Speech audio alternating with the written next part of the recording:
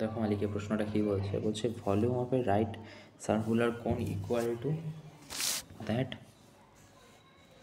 স্পেয়ারের। আচ্ছা বলছে যে একটা ভালো করে আগে ফিগারটা এঁকে নিই তারপর বলছি।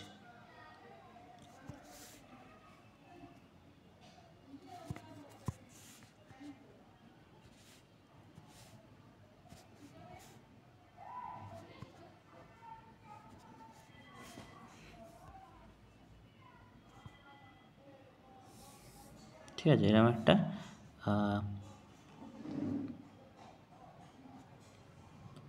কোণ আছে, আর একটা কী করেছে, আর একটা স্ফিয়ার বানিয়েছে। ঠিক আছে, স্ফিয়ারটা এরকম দেখতে হয়, গোল পুরো রাউন্ড। তো বলছে কি, বলছে যে volume of the right circular কোন ইকুয়াল টু স্পেয়ার। বলছে যে ভলিউম, এই দুটোর ভলিউমের সূত্র কী হয়, ভলিউমের সূত্র, এটার ভলিউমের সূত্র হয় 1/3 পাই আর স্কোয়ার এইচ ইজিক্যাল টু, কী বলছে, এর ভলিউমের সূত্রটা কী হবে, এর ভলিউমের সূত্র হয় 3/4/3 ইন্টু পাই আর কিউব।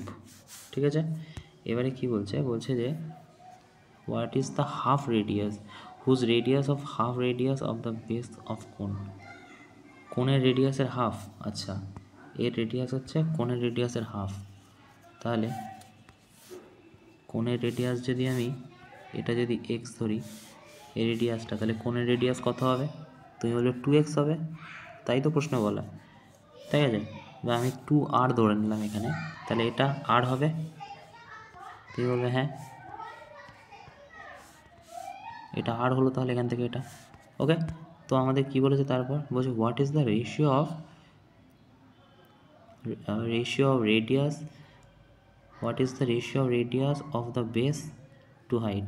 আচ্ছা রেশিও কত হবে বেস আর হাইটের। ঠিক আছে, এই দুটোর বেস আর হাইটের, কোণের বেস আর হাইটের রেশিও কত হবে, বেস আর হাইট। ওকে, এবারে দেখো আমরা যদি ক্যালকুলেশনটা একটু ভালো করে দেখি তাহলে দেখতে পাবো যে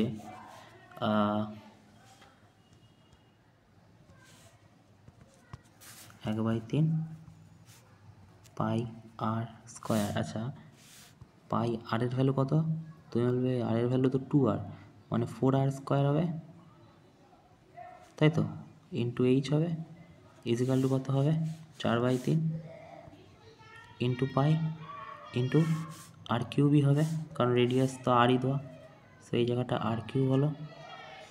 ঠিক আছে, তো এবারে যদি আমি দুটোকে কাটাকুটি করি, এখান থেকে সিম্পলিফাই করে নিই, তাহলে এই 3 দিয়ে এই 3 কাটবে।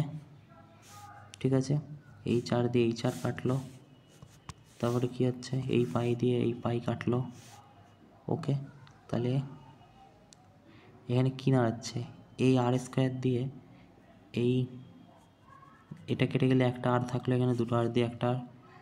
ঠিক আছে, তাহলে এখানে কিছু থাকছে, এখানে থাকছে এইচ আর এখানে থাকছে হচ্ছে আর, তাহলে হাইট ইজ ইকুয়াল টু আর, মানে এর হাইট, এর যে হাইট এটাকে তো হাইট বলে, এটা হচ্ছে আর। ঠিক আছে, তো আমাদের কাছে এটাই চেয়েছে যে কোণের এই কোণটার হচ্ছে what is the ratio base আর height, base is to height, base is to height যদি হয়, বেস কত আছে তুমি বলে 2r, আর হাইট কত আছে r, তাহলে r দিয়ে 8 কাটলে 2:1, তো যেটা 2:1 আছে সেটাই উত্তর, 4 দাগ। ওকে।